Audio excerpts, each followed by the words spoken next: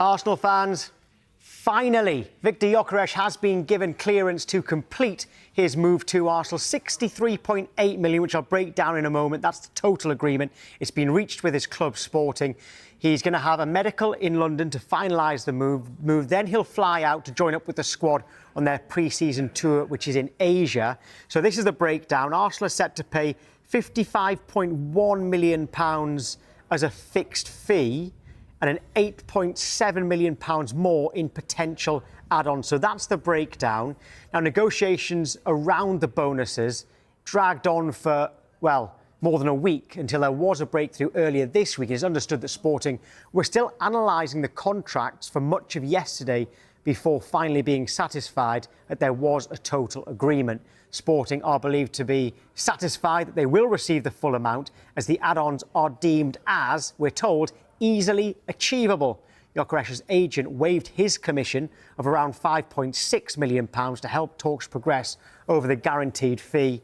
Arsenal, by the way, they play Newcastle in Singapore. That's on Sunday, and then they face North London rivals Tottenham in Hong Kong on Thursday. Mikel Arteta is keen to integrate all of his new signings into the squad as soon as possible ahead of the new season, and it looks like that Viktor Gyökeres deal is finally very, very close to being complete. Hello again. We're going to talk Arsenal now and their pursuit of a striker. So, Dharmesh, Viktor Gyökeres, how close? This is really, really, really close. That's close. He's been given clearance to complete his move now by Sporting to Arsenal after a total agreement was reached between both clubs. There was pictures circulating on social media a little bit earlier on of Gyökeres and his agent on a flight that's going to London. He's expected to have a medical in London very, very soon. Could be as soon as the next 24 hours before flying out, it's hoped, to join up with the rest of the Arsenal squad for their pre-season tour, or the rest of their pre-season tour of Asia. Now, Arsenal play Newcastle in Singapore on Sunday. That's probably going to come far too soon.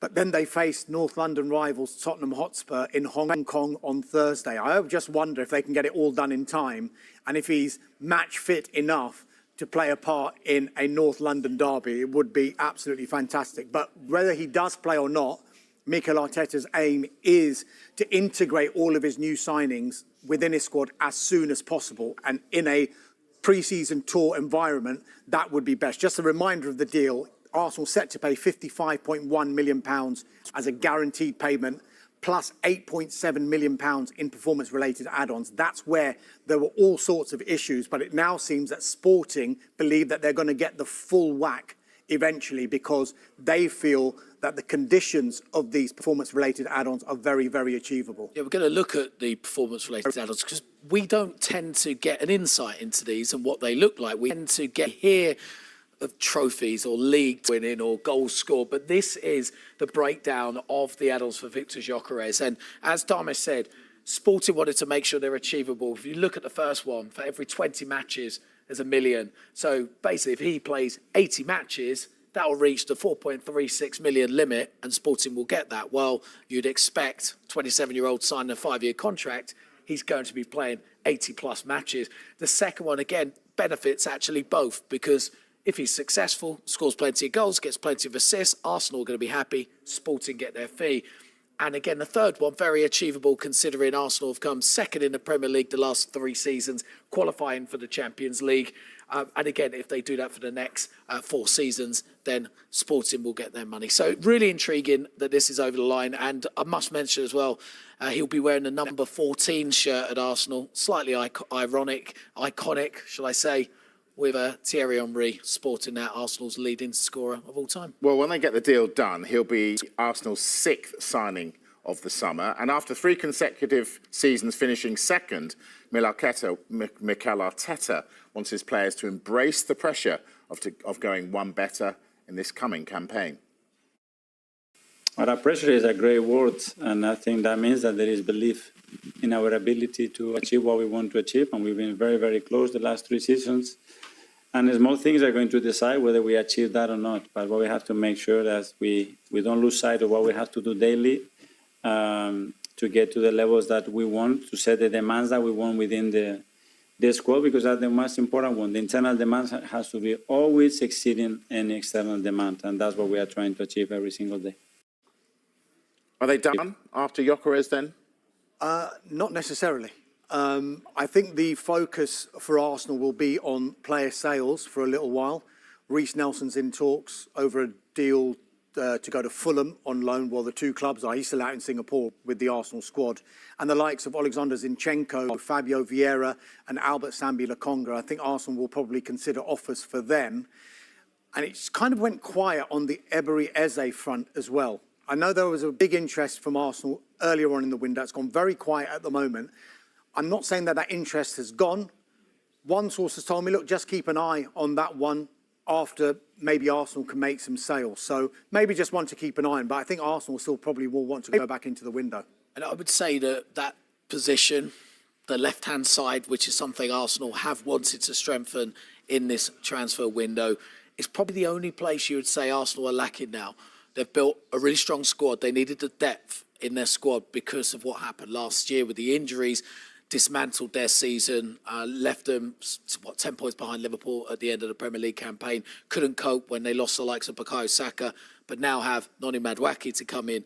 He can also play on the left-hand side, and I think they need more impetus on that left-hand side. So I'll be intrigued to see what happens with Eze. But they've bolstered their midfield when they've had outgoings, the likes of Partey and Jorginho.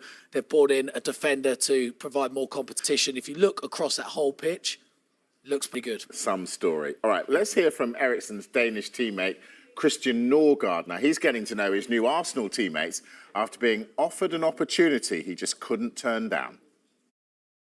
Yeah, there's a lot of competition, but for me, it was a chance to represent Arsenal at the age of 31. I was coming to a later stage in my career, and I signed a new deal with Brentford. But when the interest came from Arsenal and my first talks with Miguel, it was very clear to me that I would do everything to be able to play here, because to get this adventure, to be part of a team that has so big ambitions, is for me amazing step to take this stage in my career.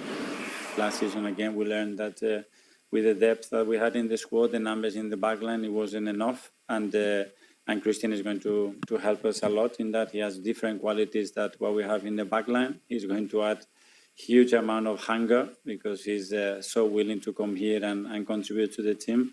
And we have to give him a little bit of time to pick the ideas and to adapt here, but he's got great qualities to make us better. So he's in. Fulham looking at an Arsenal player. Who's that? Yeah, we mentioned it before. Fulham in talks with Arsenal still over the signing of Reece Nelson. Formal approach is expected to Chelsea as well over their midfielder Kiernan Dewsbury Hall. They're also keeping an eye at Fulham on Raheem Sterling's situation at Chelsea. They're listening to offers for Sterling, Chelsea. That's no secret. That he had him on loan at Arsenal last season. Didn't really work out for them. He's back at Chelsea now, but he's only got 2 years left on his contract. I think Chelsea would want to do some business on Sterling, but that one looks like it could be revisited later in the window, because I think the focus at the moment seemingly is on trying to get this deal done for Reece Nelson and maybe seeing if they can get Dewsbury Hall as well. Yeah, that's interesting.